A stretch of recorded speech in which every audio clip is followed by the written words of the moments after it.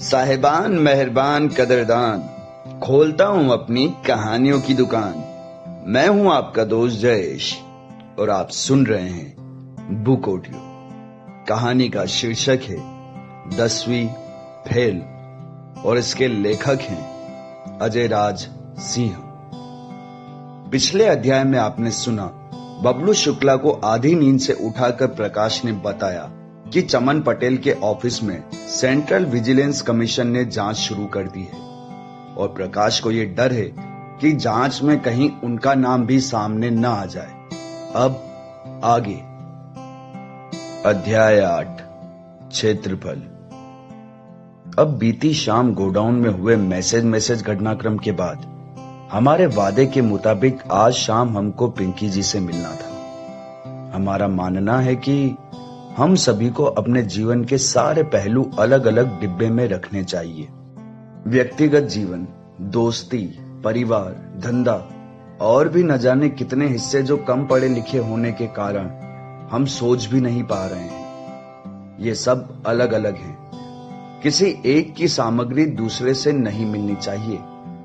माना कि ये सभी चीजें एक दूसरे से कहीं ना कहीं जुड़ी हुई है, पर एक सच ये भी है कि इन सब से अगर अलग अलग न निपटा गया तो जीवन के एक पहलू की समस्या दूसरे पहलू को दुबर बना देगी।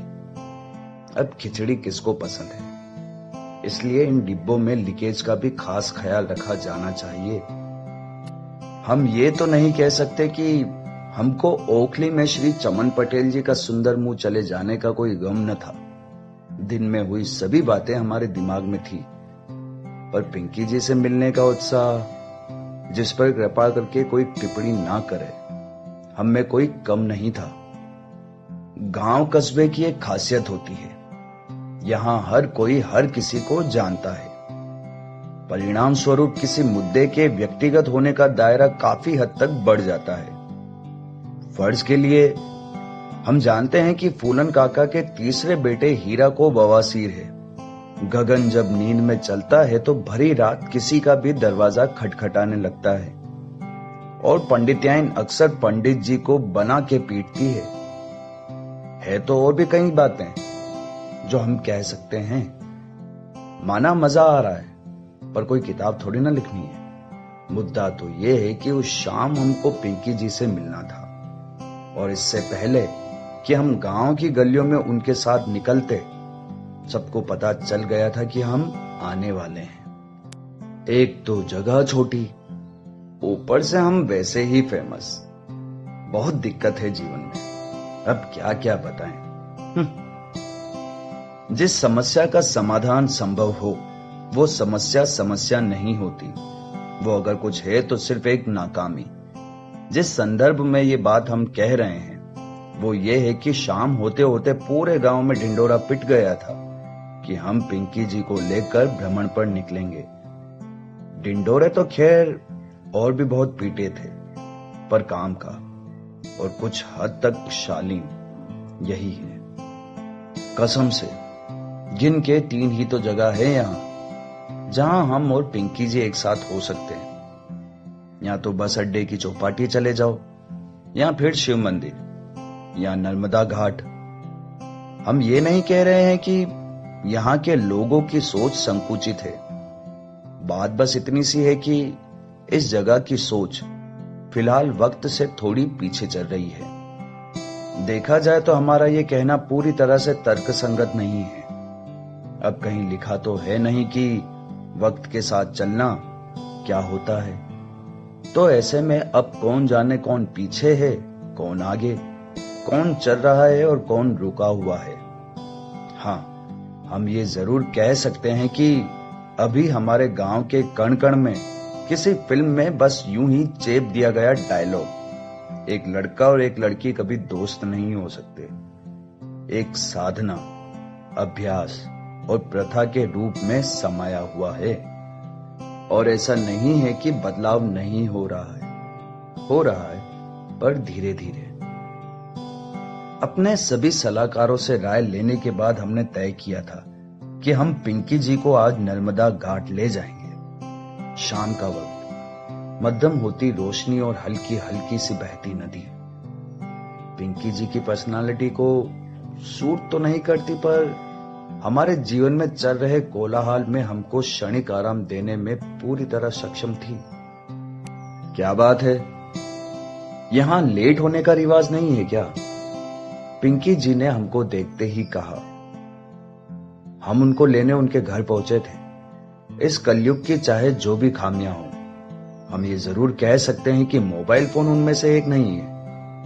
अब ये ना होता तो कहां हम उनको बता पाते कि हम आ रहे हैं, कहां वो पहले से ही तैयार होती और कहां दरवाजे पर हमारा इंतजार हो रहा होता। उनके ठीक सामने लाकर अपनी बुलेट को आराम दिया।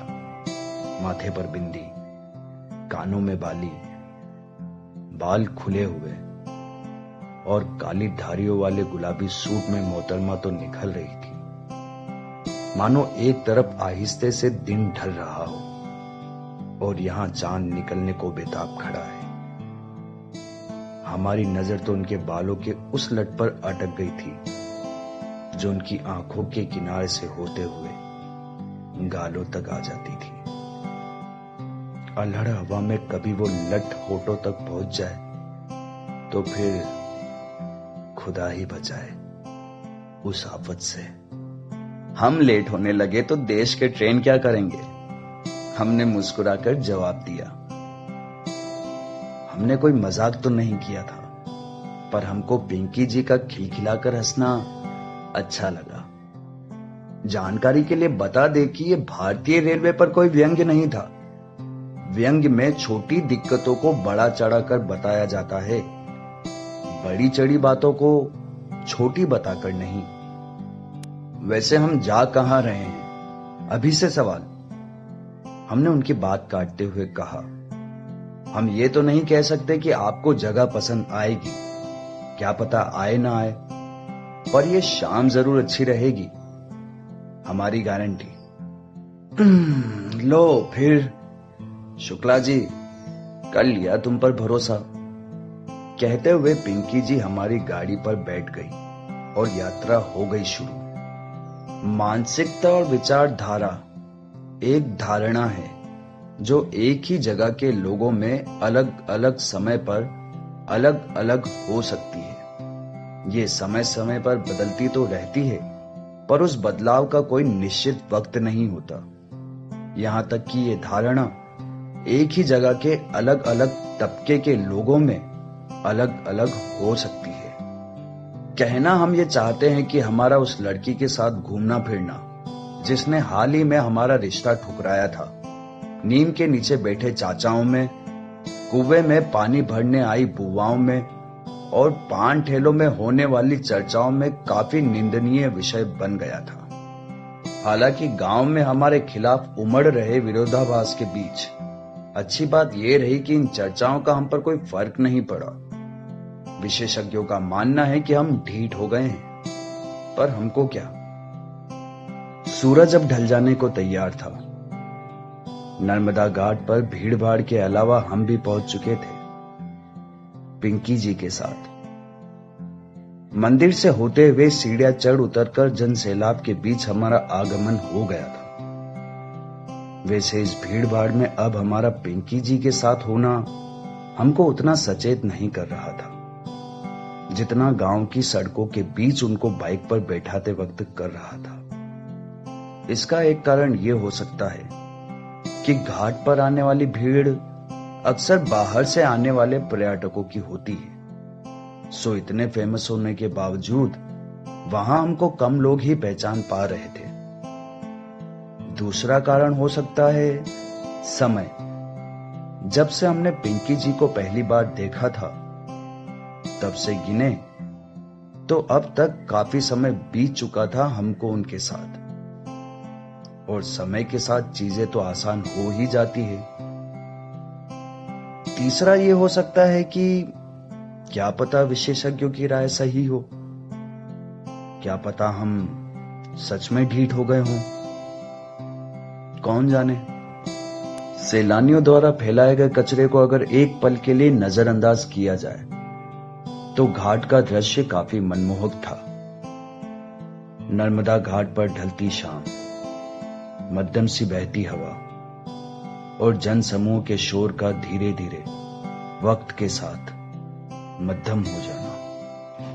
यह किसी कहानी के उस हिस्से जैसा था जो तुम अपने पास में ही रख लेना चाहते हो, इतना प्यारा कि उसे भूल जाने का ख्याल ही नाजायज लगने लगे। और ऐसे में अगर साथ अच्छा हो तो क्या बुरा और क्या भला।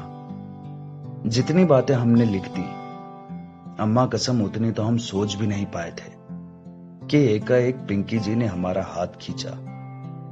जब तक हम होश में आए, पता लगा कि हम घाट में दिख रही आखिरी सीढ़ी पर खड़े हैं। मोहतरमा का आग्रह था कि कुछ देर यहीं बैठा जाए। पक्का? हमने फिर पूछा। कोई दिक्कत है क्या? जवाब में पिंकी जी का सवाल आया कि यकीन नहीं हो रहा है। हमको अंदाजा नहीं था आपको ये जगह पसंद आएगी। हमने सुना है कि दिल्ली से पढ़कर आने वालों को अक्सर ये आनंद आनंदित नहीं करते।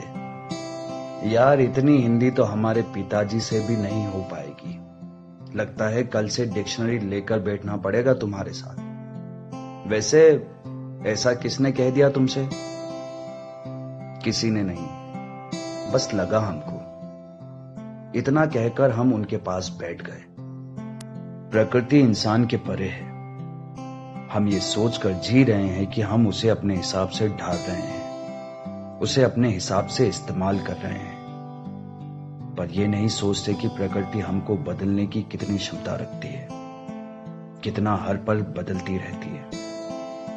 हमने देखा है डकैतों को पहाड़ों में महात्मा बनते हुए। हमने देखा है हत्यारों को गंगा जी में अघोरी बनते हुए। हमने देखा है पूरी दुनिया चाहने वालों को दुनिया छोड़ते हुए। असल में हम प्रकृति को उतना ही समझ पाए हैं जितना वो चाहती है कि हम समझें।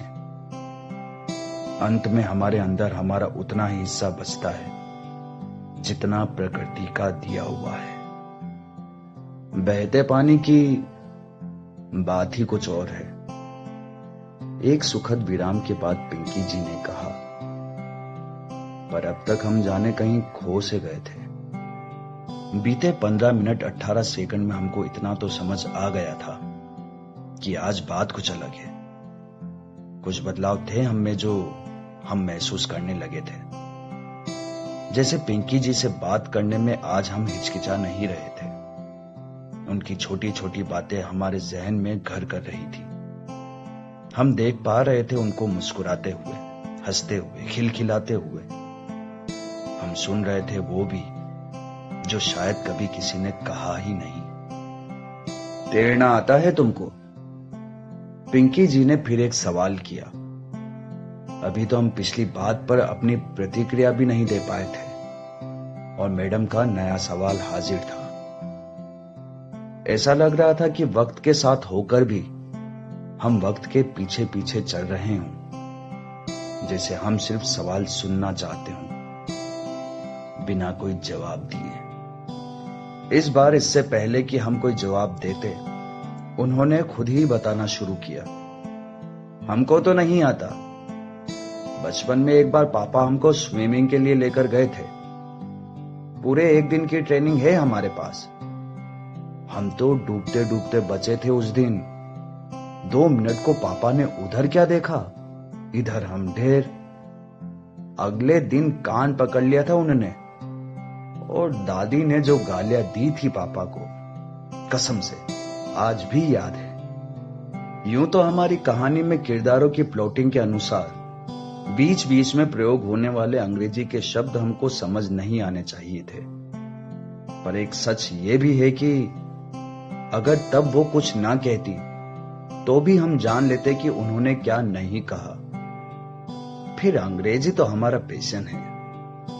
एक पते की बात बताएं, कभी किसी की फालतू बातें सुनकर भी दिल को सुकून आए ना, तो 88% चांस है कि आपको इश्क हो गया है। हम चाहते तो थे कि हम किसी तरह बाकी बचे 12% में डटे रहें, पर एक एक बीतते पल के साथ उस ओर टिक पाना मुश्किल होता जा रहा था। हम सब कुछ सुन रहे थे बड़े ध्यान से। यह भी ख्याल आ रहा था कि कोई किसी एक इंसान के लिए इतना कैसे बदल सकता है। ऐसा भी होता है क्या कि किसी के ख्यालों से खुद के ख्यालों को मैच करने के लिए कोई अपनी सोच से ही बगावत कर जाए, कि सही गलत सब एक सा लगने लगे। क्या किसी के लिए सिर्फ वही सच हो सकता है जो उसको किसी और की आंखों में नजर आता है? क्या कोई किसी और के लिए खुद को खो सकता है? जवाब है नहीं, सब फालतू की बातें हैं। हाँ, हम ये जरूर मानते हैं कि साथ समय बिताने से दो लोगों के बीच एक अपनापन आने लगता है, पर इसके ऊपर की शिद्दत को हम सिरे से खारिज करते हैं। काफी वक्त बीत चुका था, हमको अंदाजा भी था, पर हमने यूं ही शाम को रात होने दिया। आसपास लोगों की चहल पहल ना के बराबर हो गई थी और हल्के हल्के सन्नाटे में झिंगुरों की आवाज सुनाई पड़ने लगी थी। नदी का पानी आधी सीढ़ी ऊपर चढ़कर हमारे पैरों को भिगोने लगा था। समझ हम दोनों को आ रहा था कि अब जाने का वक्त हो गया है, अब चलना चाहिए। हमने कहा, आज जाने की जिद ना करो, या कुछ नहीं तो अभी ना जाओ छोड़कर, जैसे किसी जवाब का हम इंतजार कर रहे थे। हाँ, चलते हैं, सामने से जवाब आया। पिक्चर खत्म। वैसे अभी तक के वार्तालाप के बाद पिंकी जी को लेकर हमारा पर्सपेक्टिव पूरा बदल गया था। हाँ, पर्सपेक्टिव ही लिखा है वो, अर्थात दृष्टिकोण। डिक्शनरी लेकर घूमते हैं हम आजकल। हर व्यक्ति हर किसी पर अपना अलग प्रभाव छोड़ता है। मुलाकात भले एक पल की ही हो, पर जब भी कोई किसी से मिलता है, वो सामने वाले के व्यक्तित्व का एक हिस्सा अपने पास रख लेता है और अपने व्यक्तित्व का एक हिस्सा उसे दे देता है। मजे की बात तो यह है कि किसी को कुछ पता भी नहीं चलता। अब जब हमने पिंकी जी को करीब से जान लिया था, हमारे मन में उनके लिए रेस्पेक्ट और भी बढ़ गया था। अब हम उनकी सोच को समझ पा रहे थे। हम देख पा रहे थे उनके व्यक्तित्व के उस हिस्से को जो हम में ही कहीं छूट गया था। कोई किसी के ख्यालों के जितना नजदीक जा सकता है, हम शायद जा चुके थे। और उसके बाद कुछ ऐसा हुआ जिसने हमारे विचारों के मानचित्र को ही बदल कर रख दिया। बस ये समझ लीजिए कि निर्णायक, इतना निर्णायक कि इसी घटना के बाद हमने तय कर लिया था कि ब्याह तो पिंकी जी से ही करना है, चाहे जो हो जाए। आखिरी के 4 शब्द, चाहे जो हो जाए, सिर्फ पारंपरिकता को ध्यान में रखकर उपयोग किया गया है। इनका वास्तविकता से कोई सरोकार नहीं है। जिस घटना की हम बात कर रहे हैं वो इतनी निर्णायक है कि इसको लोगों को बताने के लिए हम फीस चार्ज करते हैं।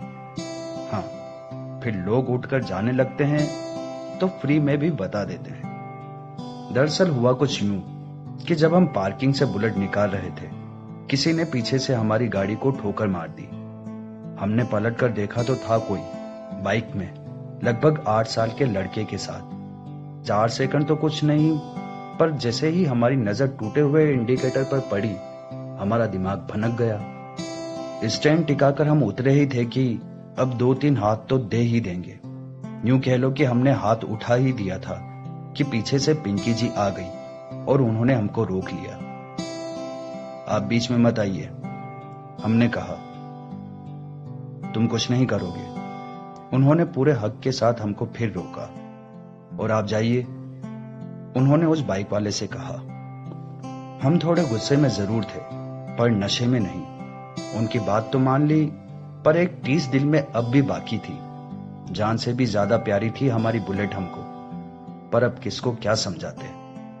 उसको जाने क्यों दिया? हम अब भी लगभग बौखलाए से बोल रहे थे। अभी खबर लेते उसकी। तुमने देखा नहीं? पिंकी जी ने समझाते हुए कहा। उसके साथ उसका बेटा भी था। उन्होंने ये बात ऐसे कही जैसे 2 नंबर के सवाल में 4 पन्ने का जवाब लिख दिया हो। तो क्या हुआ? क्या हुआ मतलब? उन्होंने समझाना शुरू किया। बच्चों के लिए उनके पिता उनके हीरो होते हैं। वो उनके ही देखा देख कर सीखते हैं, उनकी रेस्पेक्ट करते हैं, उनको फॉलो करते हैं, वो देखते हैं उनको मेहनत करते हुए, खुद की खुशियों को उनके लिए सेक्रीफाइस करते हुए। एक पिता दुनिया के लिए चाहे कुछ भी हो, पर अपने बच्चे के लिए एक सोच होता है, एक सम्मान, एक आदर्श होता है। उन्होंने थोड़ा रुककर कहा, तुम मानो या ना मानो, इस एहसास का होना बचपना होने के लिए जरूरी है। ऐसे में अगर तुम उस बच्चे के सामने उसके पिता को 2-4 हाथ लगा देते तो तुम तो खुश हो जाते, शायद 4-6 दिन यही सपने देखते, पर इस बीच उस बच्चे से उसका हीरो छिन जाता। बस पिंकी जी के लिए वही इज्जत हमारे मन में भी अचानक जागी थी, जो सबके मन में अभी अभी आई है। हमको मिट्टी के पीतल होने का अंदाजा तो था, पर वो तो सोना निकली। हाँ, पता है ज्यादा हो रहा है, पर यह बात भी तो सच है कि इस घटनाक्रम से पहले इस दुनिया में हम सिर्फ 2 लोगों की दिल से इज्जत करते थे, एक हमारी अम्मा और दूसरे हम खुद। अब पिंकी जी भी इस लिस्ट में शामिल हो गई थी, तीसरे नंबर पर। हर रात नींद न आने के अलग अलग कारण होते हैं। हम इस बात के विस्तार में नहीं जा रहे हैं, क्योंकि मैटर बड़ा है, और अगर इस बात पर हम ज्ञान देने लगे तो हमको रोकेगा कौन। बस इतना कहकर विराम लेंगे कि उस रात हमको नींद न आने का कारण थी एक टीस, जो रह रहकर दिल को चुभ रही थी। सबको याद हो तो महीनों पहले जब हम पहली बार पिंकी जी से मिले थे, तब उन्होंने हमसे ब्याह करने से मना कर दिया था। नहीं याद आ रहा हो तो कोई बात नहीं, वैसे भी यूपीएससी में ये नहीं पूछते। हाँ, तो टीस ये थी कि इस बात का उस दिन जितना फर्क नहीं पड़ रहा था, उससे कहीं ज्यादा आज पड़ रहा था। नहीं, प्रोसेसर स्लो नहीं है हमारा, और ना ही हम 2G यूज करते हैं। आज हमको यह एहसास हो रहा था कि शर्मा निवास की छत पर हमसे असल में क्या छूट गया था। शायद तभी हम पिंकी जी को सही से जान पाए थे। शायद यही वो पल था जब हमारी किस्मत में इश्क होना लिखा था। हाँ, शायद बीती शाम से बन गया हूं मुरीद खुदा की कारीगरी का। बीती शाम को ही तो असल में नजर आए थे तुम। बोलो वाह।